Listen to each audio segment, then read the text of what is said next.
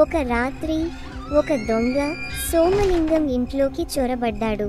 మీ బంగారు ఆభరణాలన్నీ మూట కట్టి నాకు ఇవ్వండి, త్వరగా ఇవ్వండి. మీకు ఏది కావాలంటే అది తీసుకోండి, కానీ దయచేసి మమ్మల్ని ఏమీ చెయ్యొద్దు. అప్పుడే వాళ్ళు ఒక శబ్దం విన్నారు. ఆ శబ్దం ఏమిటి? మరో దొంగ లోపలికి దూరడానికి ప్రయత్నిస్తున్నాడేమో. ఎవరది? నిశ్శబ్దం, నిశ్శబ్దం. ఏమిటి విషయం? మీరు ఆందోళన చెందుతున్నట్లు కనిపిస్తున్నారు. ఇక నా పనైపోయింది. వాళ్ళు ఒక బందిపోటు ముఠా. వాళ్ళు క్షణాల్లో లోపలికొస్తారు, నన్ను చంపేస్తారు. దయచేసి నన్ను కాపాడండి.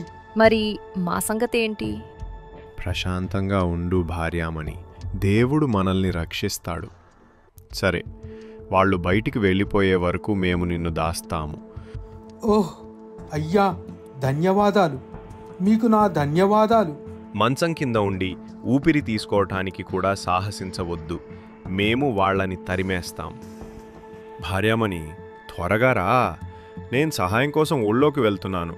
ఇప్పుడు జాగ్రత్తగా విని నేను చెప్పినట్లు ఖచ్చితంగా చెయ్యి. సోమలింగం చప్పుడు చేయకుండా దొడ్డి దారి గుండా వెళ్తూ ఉండగా, త్వరగా రండి. సరే, నేను నీకు చెప్పినట్లుగా తూచా తప్పకుండా చేయడం మర్చిపోకు. సోమలింగం భార్య దొడ్డి తలుపు మూసేసినట్లే దొంగలు ప్రథమ ద్వారం తలుపు పగలగొట్టారు. ఓ స్త్రీ, నీ ప్రాణాల మీద ఆశ ఉంటే తక్షణమే మీ బంగారాన్ని మొత్తం నాకు ఇచ్చేయి. కానీ అది మొత్తం బీరువాలో తాళం వేసి ఉంది. మరి తాళాలు ఎక్కడా? మరేమో, ఆ తాళాలు మా ఆయన దగ్గరున్నాయి. మీ ఆయన ఎక్కడా? అరుగో ఆ మంచం కింద. ఒరేయ్ పిరికి బందా, తాళాలు తీసుకుని బయటకు రారా. కానీ అవి నా దగ్గర లేవు.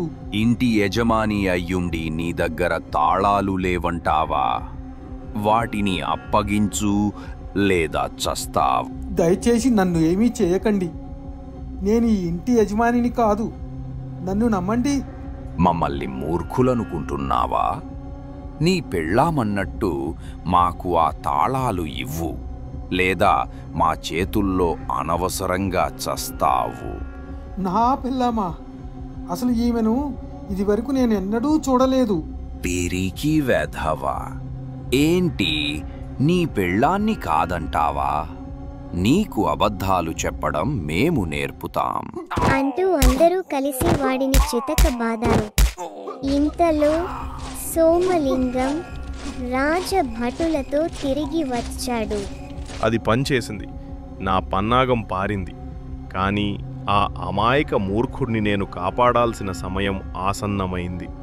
దోపిడీ దొంగలు ఆశ్చర్యపోయారు. భటులు అందరినీ బంధించారు. సరే, ఆ బందిపోటులను బంధించాము. ఇక నువ్వు ఆ చిల్లర దొంగ గురించి మాకు చెప్పావు కదా, వాడెక్కడా? అంటే ఆ చిల్లర దొంగ, అతన్ని ఒంటరిగా వదిలేద్దాం. తను చేసిన నేరానికి అతనికి తగిన శిక్ష పడింది.